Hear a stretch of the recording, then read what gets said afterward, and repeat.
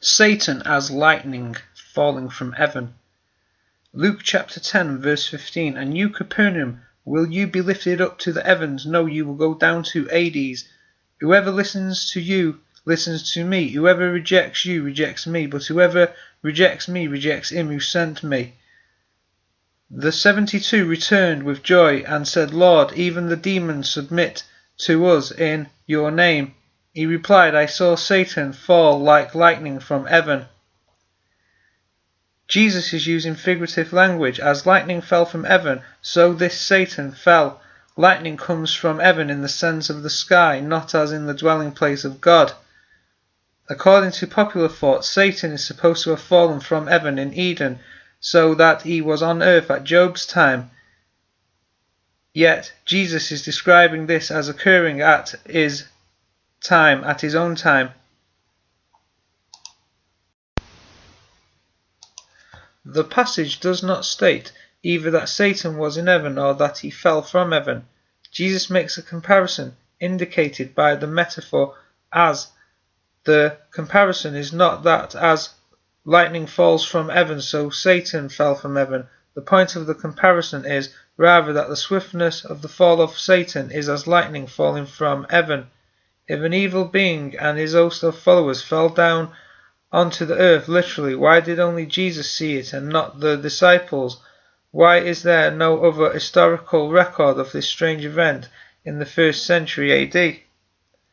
Falling from heaven is a figure of losing authority. It is used about the demise of the king of Babylon in Jeremiah chapter 51 and verse 53. Even if Babylon climbs high into the heavens and fortifies her elevated stronghold, I will send destroyers against her, says Yahweh. Compare Isaiah chapter 14.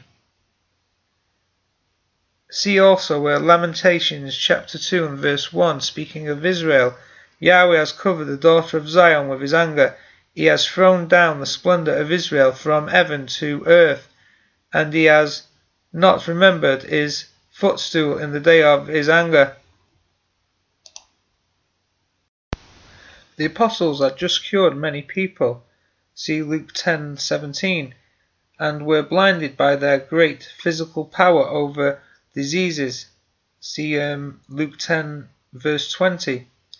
The real cause of illnesses and diseases is our sin-prone nature. That sin is the ultimate reason for illnesses is stressed in Matthew chapter 9 and verse 12.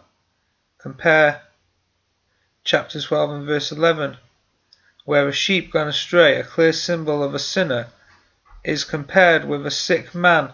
The principle is summed up in Matthew chapter 9 verse 5. What is easy to say, your sins are forgiven, or to say, arise and walk? Thus Jesus said, I beheld Satan fall. In my view, the great thing was the power of sin was being overcome.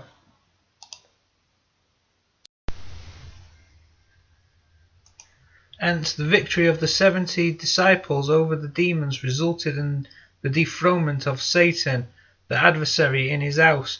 The cure effected by the disciples were so complete and rapid as to be compared to lightning falling from heaven. Despite this victory over the powers of sin and its effect, disease, Jesus instructs his disciples to rejoice rather that their names were written in heaven. Luke 10 verse 20.